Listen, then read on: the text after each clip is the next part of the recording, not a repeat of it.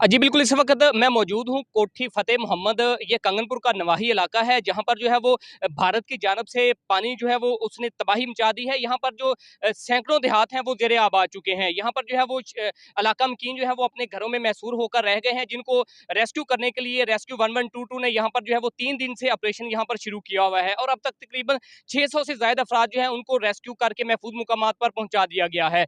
यहाँ पर जो है वो शहरी जो है उनको शदीद मुश्किलात का सामना करना पड़ रहा है और